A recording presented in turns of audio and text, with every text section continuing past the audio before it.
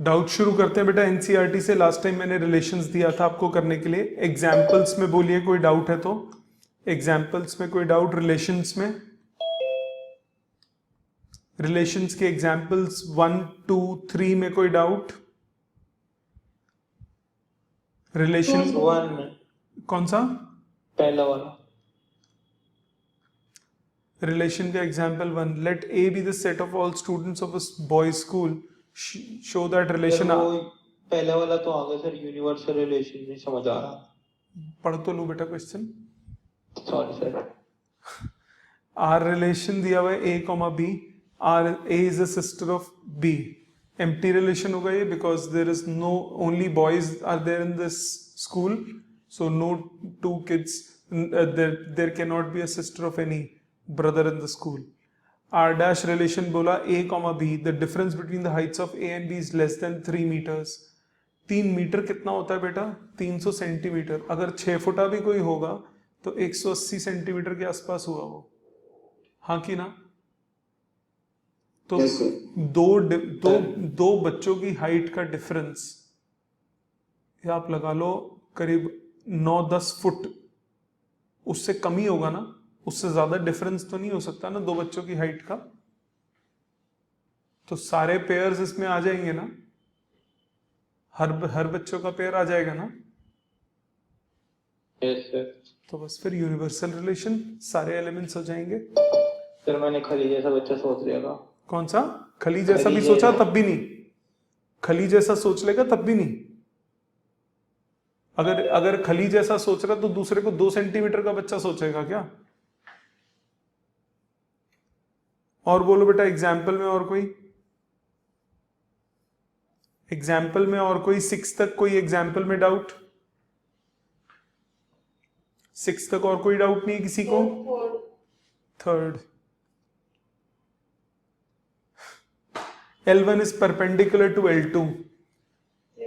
क्या कोई लाइन अपने आप से परपेंडिकुलर हो सकती है? नो। रिफ्लेक्सिव होगा ये? नो। अगर पहली दूसरी के परपेंडिकुलर है तो दूसरी पहले से परपेंडिकुलर होगी? यस। सिमेट्रिक होगा? यस। अगर पहली दूसरी के परपेंडिकुलर है, दूसरी तीसरी से परपेंडिकुलर है, तो फर्स्ट और थर्ड परपेंडिकुलर होंगी या पैरेलल होंगी? पैरेलल। फिर तो नहीं हुआ ना ट्रांजिटिव? नो। करा हुआ है ना क्वेश्चन ये? हाँ मैं तो बस ट्रांजिटिव में था। और कोई 6th एग्जाम्पल तक? एग्जाम्पल्स में और कोई? एक्सरसाइज पे आ जाइए। एक्सरसाइज के फर्स्ट क्वेश्चन के किसी पार्ट में डाउट? एक्सरसाइज के फर्स्ट क्वेश्चन के किसी पार्ट में डाउट? फर्स्ट 5 में कोई? तो क्वेश्चन 3, रिलेशन दिया हुआ है b is equal to a plus 1। एक सेट है a 1 2 3 4 5 6। R रिलेशन है a comma b such that b is equal to a plus 1। बाद वाला एलिमेंट बेटा पहले वाले से एक बड़ा है, तो रिलेशन में कौन कौन से एलिमेंट्स होंगे? अगर a को 1 डालता हूं तो b 2 आएगा, a को 2 डालता हूं तो b 3 आएगा, a को 3 डालता हूं तो b 4 आएगा, a को 4 डालता हूं तो b 5 आएगा, a को 5 डालता हूं तो b 6 आएगा। यस और नो? हाँ कि ना? Yes sir. क्या ये रिफ्लेक्सिव हुआ? नहीं। सिमेट्रिक हुआ? नहीं होगा। नहीं होगा ना। ट्रांजिटिव 1 2 है, 2 3 है, तो 1 3 दिख रहा है आपको? No sir. ठीक है, आप इसको ठीक है। अभी तो ये नंबर्स में दे दिया तो आपने बना लिया। सपोज ये इंटीजर्स में होता तब आप ये कितना बना लेते, फिर आप दिमाग लगाते, फिर आप क्या बोलते? a is equal to a plus 1 नहीं होता, तो a comma a does not belong to relation, therefore it is not reflexive. If a is equal to b plus 1, then b cannot be equal to a plus 1, therefore it is not symmetric. If a is equal to b plus 1, b is equal to c plus 1, तो a is equal to c plus 1 होगा या c plus 2 होगा? c plus 2 होगा ना? हाँ, तो it cannot be transitive also. ठीक है, अगर ये इंटीजर्स में दिया होता ये क्योंकि 5-6 नंबर ही थे तो फटाफट रिलेशन बन गया। बाई चांस ये ए बी आपका इस सेट में ना होके इंटीजर्स होते तो फिर आप कहां तक बनाते, फिर तो आप रिलेशन नहीं बनाते, फिर तो आपको एल्जेब्रिकली लिख के बताना पड़ता ना। ठीक है, Yes, sir. और बोलिए फर्स्ट 5 में कोई और दिक्कत, 10 तक कोई और problem? Sir, question number 7. X and Y दो बुक्स हैं, रिलेशन है X and Y have same number of pages, X and X will have same number of pages, same ही बुक है दोनों, Yes, sir. Therefore it is reflexive. अगर x and y में same number of pages हैं तो y और x में भी सेम नंबर ऑफ पेजेस होंगे।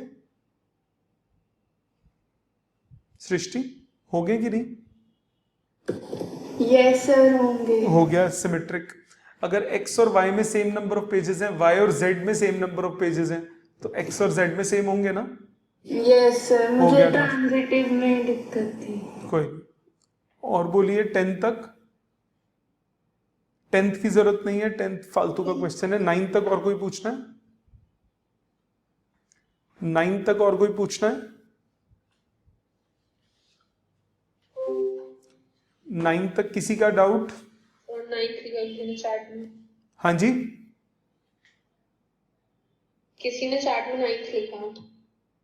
बेटा मैं चैट नहीं पढ़ता रहता ना, आप जो बोलो जिसको बोलना है। अगर आपका माइक ठीक नहीं है, मैं 36 चीजें सामने नहीं खोल सकता, बुक भी खुली हो साथ में चैट बॉक्स भी खोलूं तो मुझे कुछ नहीं नजर आएगा कर क्या रहा हूं मैं 5 स्क्रीन लेके तो नहीं बैठ सकता ना। मुंह माइक ठीक करो और बोलो, जो बोलना है बोलो, मना थोड़ी ना कर रहा हूं बेटा, बोलना पड़ेगा आपको। 9th क्वेश्चन, मतलब फोकस रह के काम कर सकते हैं हम, फोकस रह के ये थोड़ी ना फोकस, कितना फोकस शिफ्ट करूं यार, एक स्क्रीन यहाँ खुली एक साइड में खुली है, कितनी स्क्रीन लगा लूं आसपास यार, बोलो ना, आपको मना थोड़ी ना करा बोलने के लिए। Show that each of the relation are in set A set में है x बिलोंगिंग टू इंटीजर्स, और आपको x दिया है 0 से लेकर 12 तक, गिवन बाय रिलेशन दिया है a, b सच दैट a माइनस b का mod is a multiple of 4। a minus B का मॉड मल्टीपल ऑफ 4 है। ओके, अब आपको ये चेक करना है कि ये इक्विवेलेंस रिलेशन है कि नहीं। अब मुझे ये बताओ, a माइनस ए का मॉड क्या होगा? 0। पहले रिफ्लेक्सिव के लिए चेक करो, रिफ्लेक्सिव के लिए चेक करोगे, mod of a minus a is 0 है कि ना, which is a multiple of 4।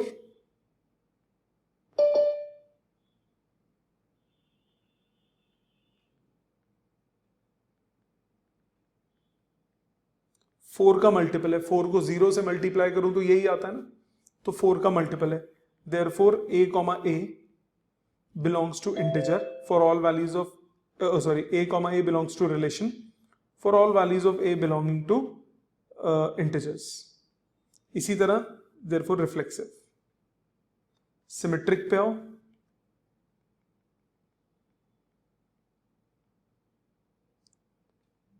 Symmetric पे जब आप आओगे तो आप क्या बोलोगे? Mod of if a comma b belongs to relation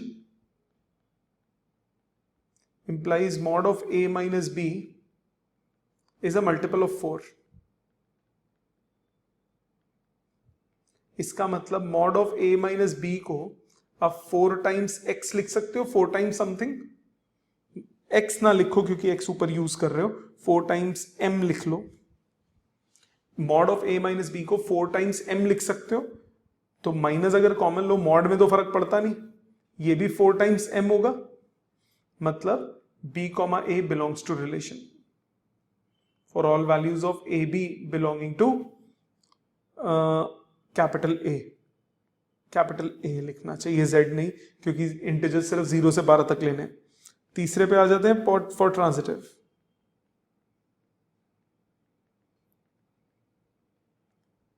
if a comma b belongs to relation This implies mod of a minus b is a multiple of 4. This implies mod of a minus b is 4 times something, which can be written as a minus b is plus minus 4m. इसी तरह से if b comma c belongs to relation, this implies mod of b minus c is a multiple of 4. This implies mod of b minus c is 4n, which is b minus c is plus minus 4n. यहां तक कोई doubt बेटा किसी को? अब हमें a और c का रिलेशन चाहिए, दोनों को ऐड कर दो, b से b cancel, a minus c 4 common, plus minus m plus minus n, मतलब mod of a minus c आपके पास हो गया 4 times mod of plus minus m plus minus n, which is a multiple of 4. Hence, a comma c belong to relation for all values of a, b, c belonging to a. Hence, it is transitive. Clear बच्चा? सबको समझ में आ गया जिसका doubt था ये? Yes, sir. और कोई डाउट बेटा? 11th का सेकंड पार्ट। 11th का सेकंड, ये लिखना है किसी ने तो लिख लीजिए, स्क्रीनशॉट लेना है तो ले लीजिए। 11th का सेकंड, 11 देखिए, कह रहा है show that the relation are in set A of points in a plane given by P Q, distance of P from the origin is same as the distance of Q, मतलब OP O Q के equal हो। तो आप मुझे बताओ OP OP के equal होगा? It is reflexive. OP OQ के इक्वल है तो ओक्यू ओपी के इक्वल हो गया, इट इज सिमेट्रिक। अगर ओपी ओक्यू के इक्वल है, ओक्यू ओ आर के इक्वल है तो ओक्यू ओपी ओ आर के इक्वल होगा, हाँ कि ना? ट्रांजिटिव हो गया। इसके बाद क्या बोला? Further show that set of all points related to point P is a circle that passes through P with origin as centre. अब ये क्या बोलोगे? इसके लिए आपको सर्कल की डेफिनेशन बतानी पड़ेगी। सर्कल क्या डिफाइन करता है? आप इसको लिख लो, मैं लिख देता हूं, लिख लो, मैं इसको स्टेटमेंट की फॉर्म में लिख देता हूं, क्या लिखना है। सर ये P को सेंटर बोल रहे हैं, बट P को सेंटर नहीं बोल रहे यार, ओरिजिन एज सेंटर बोल रहे हैं। इंग्लिश पढ़नी आती कि नहीं? विद ओरिजिन एज सेंटर बेटा, ध्यान से पढ़ो। मैथमेटिकल इंग्लिश नहीं समझ आती। मैथमेटिकल इंग्लिश क्या है यार? नॉर्मल इंग्लिश है। With P with origin as centre, origin as centre का ओरिजिन आप भूल ही रहे हो तो क्या होगा? अब आप बोलोगे set of all points related to point P, okay, आप इसमें बोलोगे since P represents locus of all the points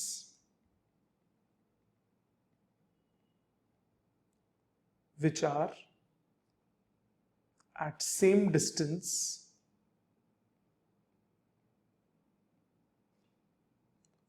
from origin, therefore locus of P is a circle, because circle is locus of all points which are equidistant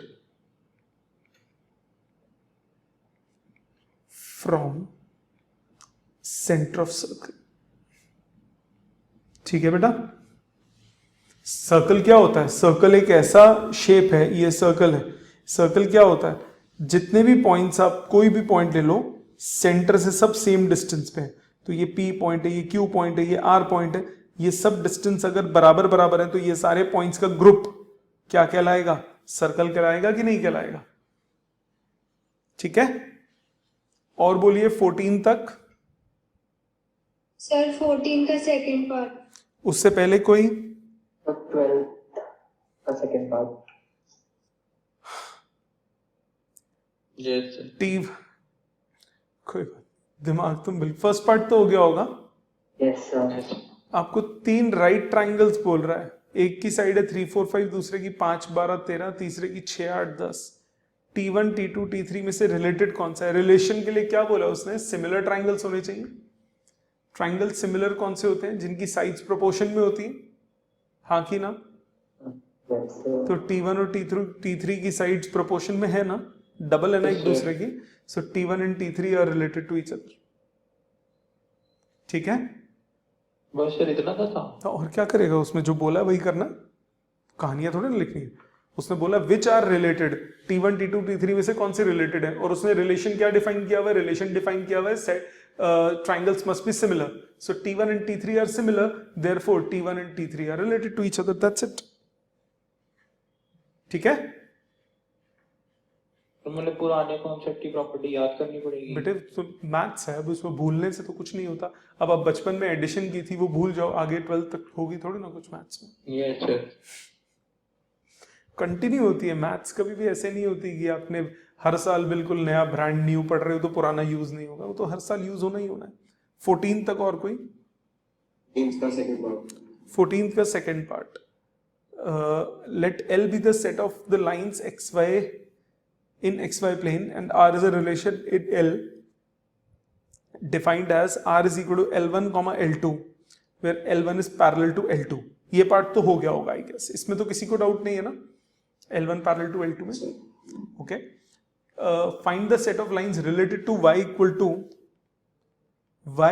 to 2x plus 4। Relation के लिए आपको क्या चाहिए? इसके parallel line चाहिए।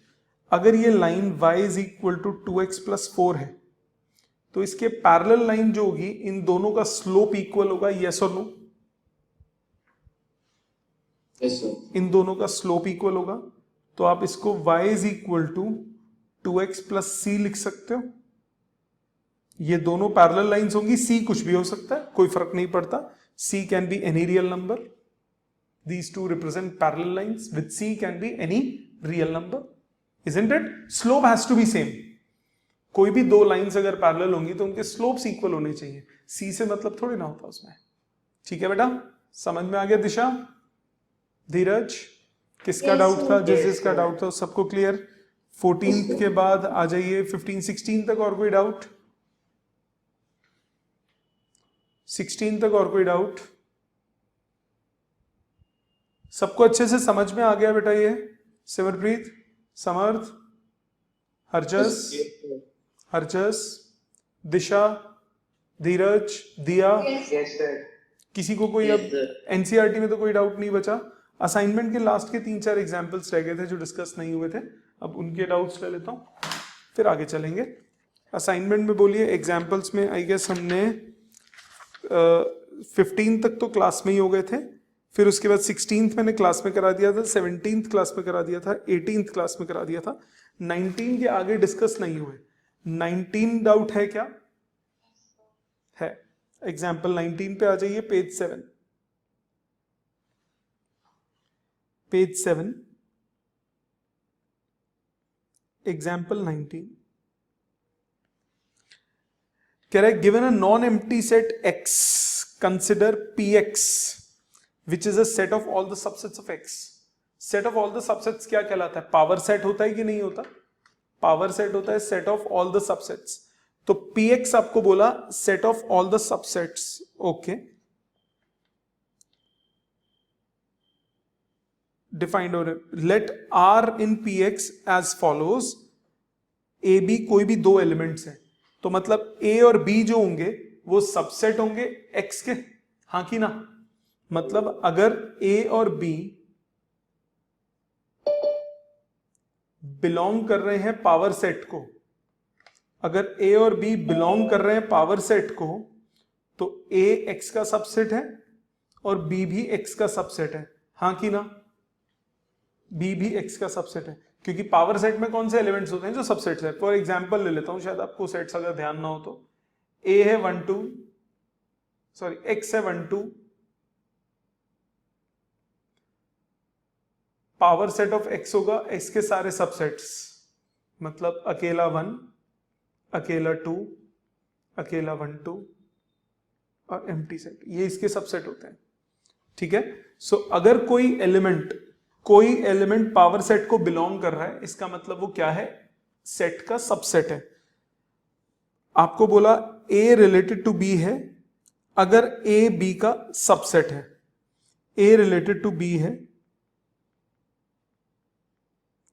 अगर A B का proper subset है।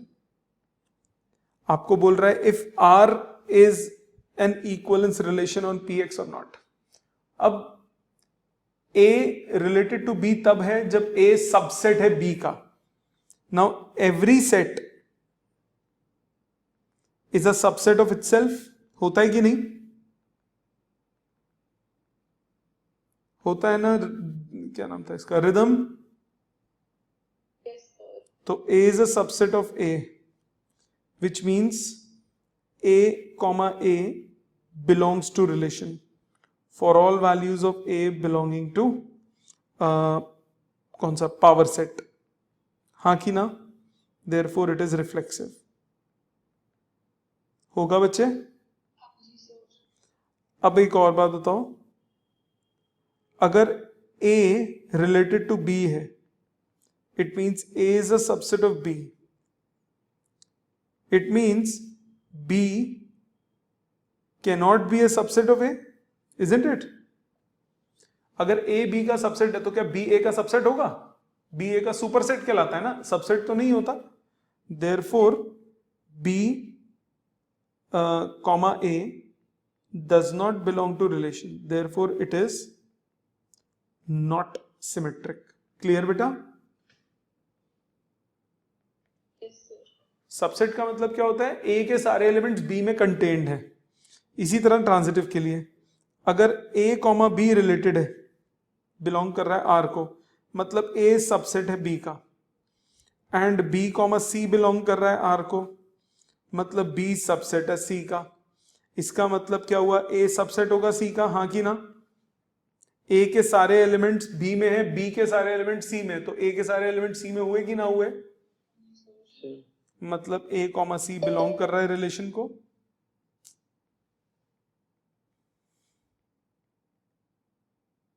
बिलोंगिंग टू Px, तो ट्रांजिटिव। समझ में आ गया बेटा? और बोलिए, एग्जाम्पल 19 सबको क्लियर है? एग्जाम्पल 20 में डाउट है क्या? Yes, Yes, sir. sir. Example 20 भी कर देता हूं, इसको स्क्रीनशॉट ले लीजिए। एग्जाम्पल 20 21 दोनों एक जैसे हैं, दोनों डाउट हैं? Yes, sir. Yes, sir. देखिए एग्जाम्पल 20 देखिए,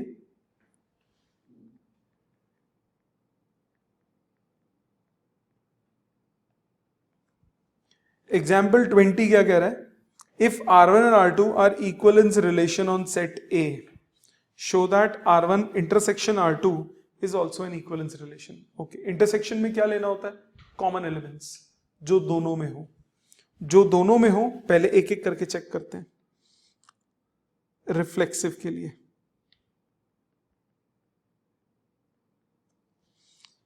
कोई सेट A है, उसमें ये डिफाइंड है R1 and R2 are equivalence,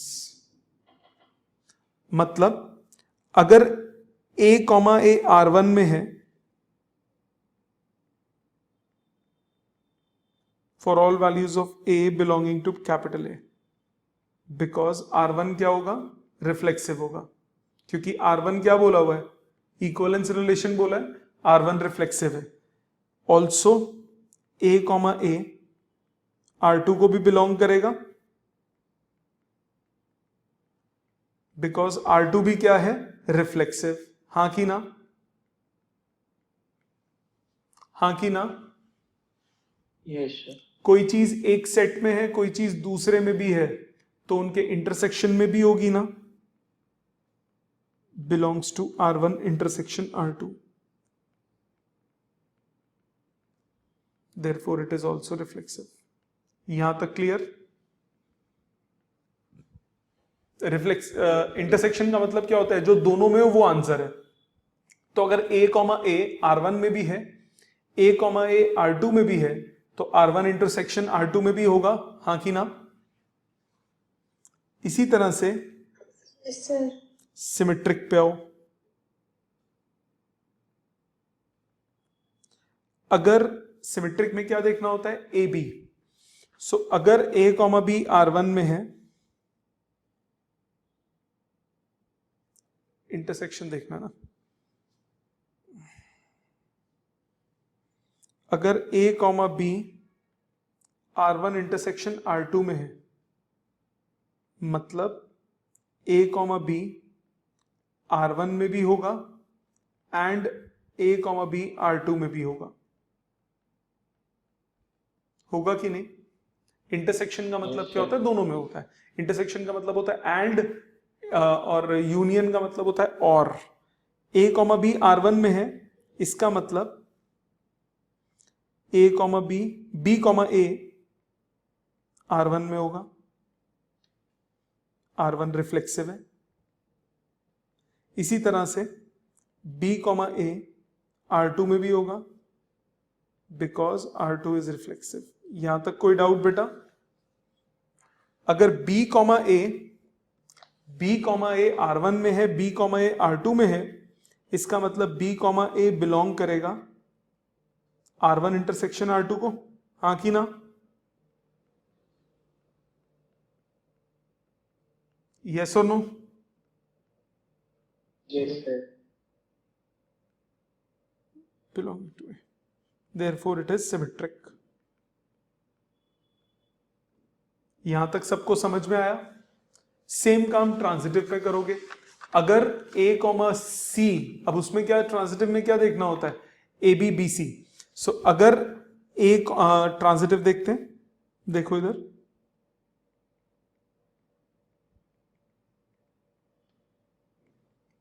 पहले A कॉमा बी, फिर B कॉमा सी, लास्ट में C कॉमा है। अगर A comma B R1 intersection R2 में है, B कॉमा सी R1 इंटरसेक्शन R2 में है, तो अब हमें A कॉमा सी चेक करना है। So A comma B R1 intersection R2 में है, तो इसका मतलब क्या हुआ, A कॉमा बी बिलोंग करेगा R1 को and A comma B belong करेगा R2 को। Also B comma C belong करेगा R1 को and B comma C belong करेगा R2 को, हाँ कि ना? अब R1 में AB भी है, R1 में BC भी है, इसका मतलब A कॉमा सी बिलोंग करेगा R1 को and A comma B R2 में भी है, B कॉमा सी R2 में भी है, इसका मतलब B कॉमा सी बिलोंग करेगा R2 को, हाँ कि ना? Yes. Sorry, A comma C, B comma C नहीं, A comma C. A B है, बी सी है, तो ए सी होगा। अब ए सी दोनों में हो गया, इसका मतलब A कॉमा सी बिलोंग करेगा R1 इंटरसेक्शन R2 को, देयरफॉर ट्रांजिटिव हो गया, hence it's an equivalence relation. Clear है बेटा? समझ में आया? अपने हाथ से लिखिए, कोई स्टेप नहीं क्लियर हो तो पूछिए, सिर्फ स्क्रीनशॉट नहीं, इसको लिख के करिए।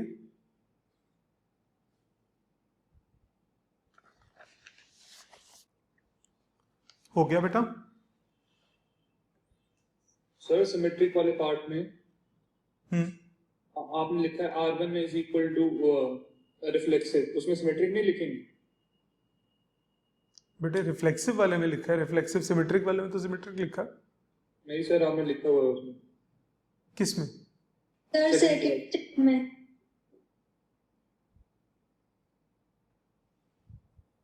अच्छा, ओ हाँ हाँ, ये ना, हाँ सिमेट्रिक, मुझे लगा फाइनल में बोल रहा है, ठीक, सिमेट्रिक हो। ठीक है, लॉजिक समझ में आ गया सबको? 21st डाउट है? एग्जाम्पल 21 देखिए।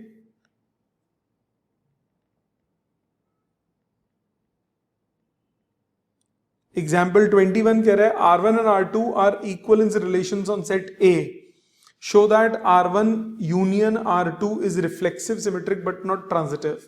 Okay, that is okay.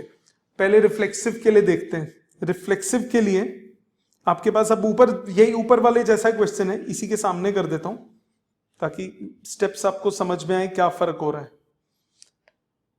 R1 union R2 को चेक करते हैं। पिछले केस में मैंने उसको चेक किया था। पहले रिफ्लेक्सिव की बात करते हैं। रिफ्लेक्सिव का मतलब क्या होता है? आपको क्या बोला? यूनियन है। यूनियन में क्या होता है? किसी भी एक में हो तो होगा। मतलब अगर R1 रिफ्लेक्सिव आपको बोला है, सिंस R1 इज रिफ्लेक्सिव,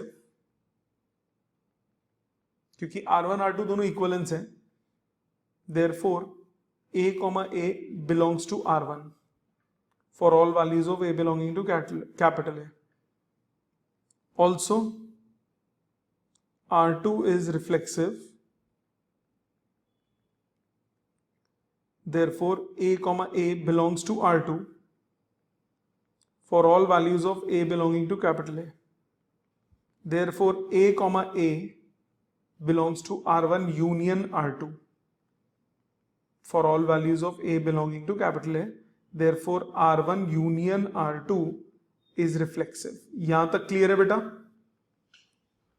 यहां तक किसी को कोई डाउट पहले स्टेप में? No sir. सिमेट्रिक पे आ जाते हैं। सिमेट्रिक में क्या बोला होता है? अगर A, B बिलोंग कर रहा है R1 यूनियन R2 को। अब यूनियन का मतलब होता है और, मतलब A, B बिलोंग करेगा R1 को और A, B बिलोंग करेगा R2 को। दोनों में से किसी में भी हो सकता है। अब एंड नहीं, पिछले वाले में एंड था। अगर A, B R1 को बिलोंग कर रहा है तो B, A भी R1 को बिलोंग करेगा, क्योंकि R1 सिमेट्रिक दिया हुआ है।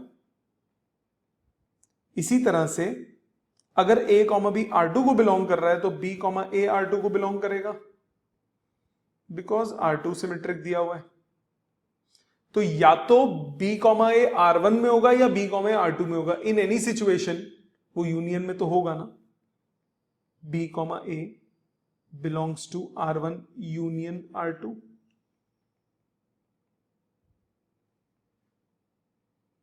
यहां तक कोई डाउट?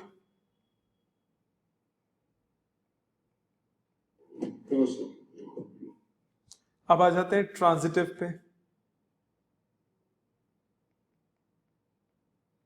ट्रांजिटिव का मतलब क्या है? अगर A, B बिलोंग कर रहा है R1 यूनियन R2 को एंड B, C बिलोंग कर रहा है R1 यूनियन R2 को, तब चेक करना है A, C बिलोंग करेगा, यूनियन को नहीं करेगा। अगर A, B R1 union R2 को बिलोंग कर रहा है, इसका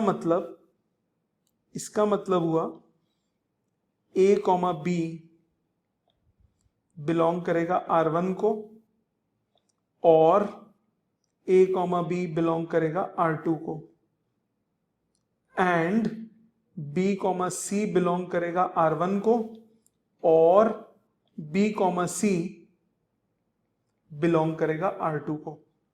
अब देखो मेरी बात जरा ध्यान से सुनना। ऐसा हो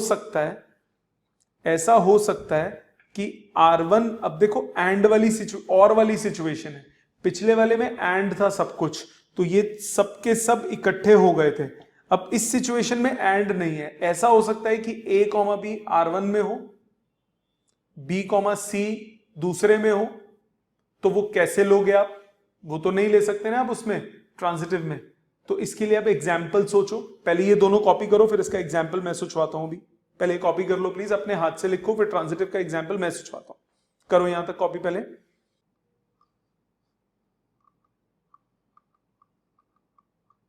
डन सर। बाकी सबका भी हो गया बेटा? देखो Yes, sir. देखो सामने। अब इसमें ट्रांजिटिव में क्या खेलोगे आप खुद देखो। यहां पे ना और वाली सिचुएशन है, तो ऐसा हो सकता है कि A, B R2 में हो, B, C R1 में हो, तो वो उनका जो A, C होएगा वो एग्जिस्ट ही नहीं करेगा, क्योंकि ना वो R1 का पार्ट था ना वो R2 का पार्ट था। जैसे एग्जाम्पल लो आप, इसमें ये स्टेटमेंट के बाद आप लिखोगे this implies A, C may not belong to R1 union R2. For example पिछले वाले में एंड था, एंड का मतलब कंपल्सरली वो था ही था, इसमें नहीं है। आप कोई भी एक सेट ले लो, एबीसी कोई सेट ले लो। अब एबीसी अगर मैं सेट ले रहा हूं, सो पहला रिलेशन मैंने डिफाइन किया ए, क्योंकि रिफ्लेक्सिव तो बनाना ही है, बी, सी, ये तीन तो होंगे ही होंगे। इसी तरह R2 को ले लिया, और भी लेते हैं, R2 में भी ये तीन तो होंगे ही होंगे क्योंकि रिफ्लेक्सिव तो बनाना ही है, क्योंकि दोनों इक्वलेंस तो हैं इंडिविजुअली। अब कोई भी एक ऊपर वाले में ले लो, कोई भी दूसरा प्लेयर दूसरे वाले में ले लो, जैसे A, B ले लिया और B, C ले लिया। इसमें देखो रिफ्लेक्सिव, सिमेट्रिक, ट्रांजिटिव तीनों हो गए। यहां पे दूसरा ले लो, B, A। ऊपर वाले रिफ्लेक्सिव, सिमेट्रिक, ट्रांजिटिव हो गया, नीचे वाले में भी यही काम करो। अब दूसरा पेयर लो, AB लिया था, BC ले लो, AC ले लो, जो तुम्हें अच्छा लगे।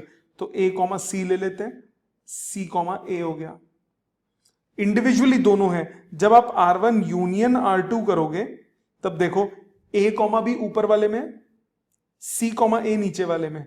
जब इनको यूनियन करूंगा, A, A होएगा, B, B होएगा, C, C होएगा, A, B हुआ, B, A हुआ, A, C हुआ, C, A हुआ। अब आप ध्यान से देखो, B, A बिलोंग कर रहा है R1 यूनियन R2 को, A, C बिलोंग कर रहा है R1 यूनियन R2 को, बट B, C बिलोंग नहीं कर रहा, therefore it is not transitive. समझ में आ गई बात? सबको क्लियर है? सो ये था आपका एग्जाम्पल नंबर 21। कॉपी कर लीजिए, फिर एग्जाम्पल 22 पे आ जाते हैं। ये कॉपी कर लीजिए, फिर 22 पे चलते हैं। एग्जाम्पल 22 बताइए, बताना है, पूछना है किसी ने एग्जाम्पल? चलो 22 भी देख लो फिर इसी बात पे। 22 कह रहा है the maximum number of equivalence relations on set A 1 2 3। Equivalence relations बनाने हैं बेटा। इक्वलेंस रिलेशंस बनाने हैं तो पहले तो बेटा सारे रिलेशंस में 1 1 2 2 3 3 तो होगा ही होगा ना भौमिक? Yes sir. होगा ना। एक तो अकेला ये हो गया, ये इक्वलेंस रिलेशन हो गया। दूसरे में इसके अलावा एक एडिशनल पेयर ले लो, एक एडिशनल पेयर ले लो और इसका रिवर्स कर दो। तीसरे में दूसरा पेयर लो, 2 2 3 3 1 3 3 1। तीसरे में अगले वाले में एक तीसरा वाला पेयर ले लो, 2 2 3 3 2 3 3 2। आगे और पेयर लो। जब बचे हुए पेयर, दो पेयर एक में कंबाइन करोगे तो बाकी सारे भी पेयर लेने पड़ेंगे, मतलब यूनिवर्सल रिलेशन बना दो। 1 2 2 1 लिया, 1 3 3 1 लूंगा तो 2 3 भी लेना पड़ेगा ताकि ट्रांजिटिव बन जाए। 2 3 और 3 2 मतलब यूनिवर्सल रिलेशन पूरा खत्म। 5 रिलेशन मैक्सिमम बन सकते हैं। ठीक है बेटा? ठीक है, इसका कोई फॉर्मूला नहीं है, ये करना पड़ेगा ऐसे ही। समझ में आ गया सबको रिलेशंस? अब आज का होमवर्क आप सुन लीजिए। Redo all relations doubts. जितने आपके रिलेशन के डाउट्स आए हैं, जितने आए थे वो दोबारा करने हैं आपको परसों तक। परसों हम लोग फंक्शन शुरू करेंगे। ठीक है जी? Thank you very much.